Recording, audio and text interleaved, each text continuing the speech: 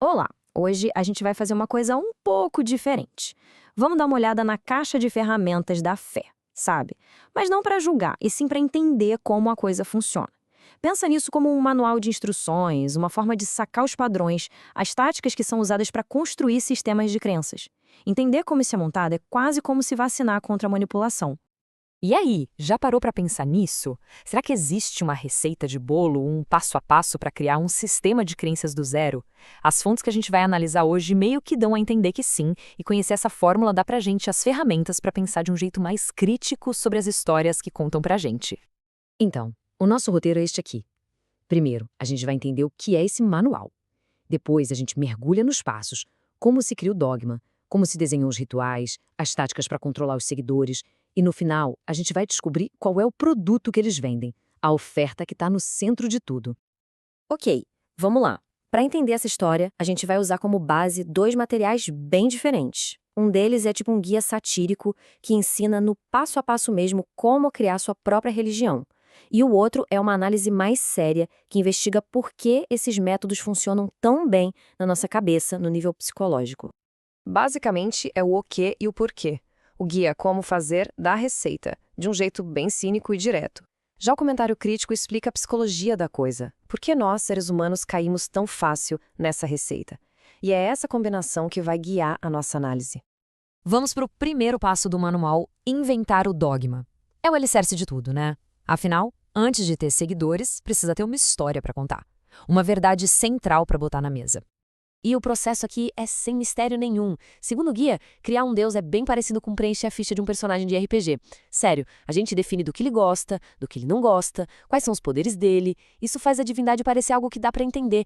E mais importante, algo com que as pessoas conseguem se conectar. E o manual já vem até com os modelos prontos, tipo um catálogo.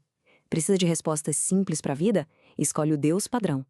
Quer atrair gente que gosta de um certo medo e de ver os outros se dando mal? O Deus vingativo é perfeito para isso.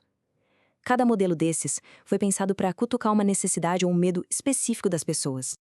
E é aqui que a gente entende o porquê disso funcionar. Segundo a análise do Daniele Bolelli, esses dogmas simples e esses deuses com personalidade clara conversam direto com a nossa vontade de fugir do que é complicado. Pensa bem, a vida já é complexa demais, né? Uma religião que chega com resposta pronta para tudo é um alívio. Ou seja, no fim das contas, a simplicidade vende. Beleza, já temos a história e o personagem principal. E agora? O que a gente faz? Agora é preciso dar algo para as pessoas fazerem. E é aí que a gente entra no passo 2, o design dos rituais, que são as ações que transformam a crença em algo concreto. O manual sugere uns rituais que de primeira parecem até piada, como usar um bolinho industrializado como se fosse um sacramento. Mas a análise crítica mostra que tem uma genialidade por trás disso. Esses rituais, por mais esquisitos que sejam, preenchem necessidades humanas muito profundas. A nossa vontade de pertencer a um grupo, de ter uma estrutura, uma rotina e de compartilhar experiências que dão sentido à vida. E o manual dá a receita certinha. Ele diz: cria aí seu próprio calendário. Defina dias de festa e dias de jejum para criar um ritmo para a comunidade. Escolha uma comida que vai ser sagrada. São ações concretas, sabe? Que tiram a crença do campo das ideias e trazem para o dia a dia, reforçando a identidade de todo mundo ali. Bom, agora a gente entra numa parte bem mais pesada do manual. Depois de criar as crenças e as práticas, como é que se mantém o grupo unido e andando na linha? A resposta, segundo o livro, é uma só: controle. E aqui o tom da nossa análise fica bem mais sério. No começo, a coisa toda parece bem tranquila, quase um marketing de lojinha de bairro. O manual sugere começar com o básico, panfleto, anúncio na cidade, tudo para construir uma comunidade e atrair as pessoas de um jeito amigável. Só que essa fase paz e amor não dura muito, não. O manual avança rápido para a próxima etapa.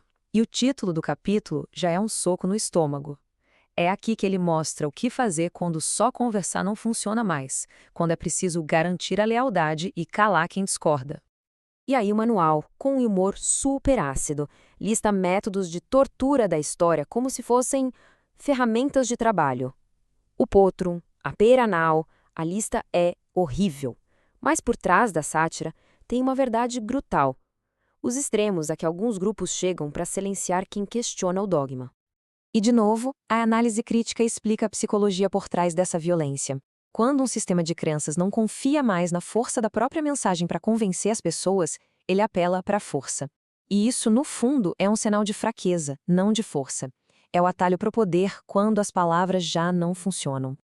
E agora a gente chega na jogada de mestre, o elemento final, o mais poderoso de todos no manual. Segundo as nossas fontes, é o verdadeiro coração de qualquer religião que dura muito tempo. O produto final que ela vende para nossa maior angústia. É bem simples e direto, na verdade. As religiões miram exatamente no maior medo que todo ser humano tem: o medo da morte. É o nosso calcanhar de Aquiles, o ponto fraco de todo mundo. E a solução oferecida é o produto perfeito: a vida eterna. O manual diz que essa é a isca definitiva. Não tem como errar. A venda fica muito fácil porque a outra opção, o nada, o fim de tudo, é tão assustadora que a maioria de nós nem consegue pensar direito nisso. Mas aí vem o contraponto, o outro lado da moeda. A análise crítica mostra que essa fixação no que vem depois da morte pode fazer a gente esquecer de valorizar a única vida que a gente tem certeza que tem. Como o Bolelli argumenta, focar tanto no além acaba sendo um jeito de não viver de verdade o aqui e agora. E tudo isso deixa a gente com uma pergunta final para pensar, né? Se essa é a receita de bolo para construir uma religião externa para um grupo, qual seria a receita para construir a nossa religião interna e pessoal? Agora que a gente entende um pouco melhor as regras desse jogo, como é que cada um de nós escolhe construir o nosso próprio sentido para a vida? Fica aí a provocação.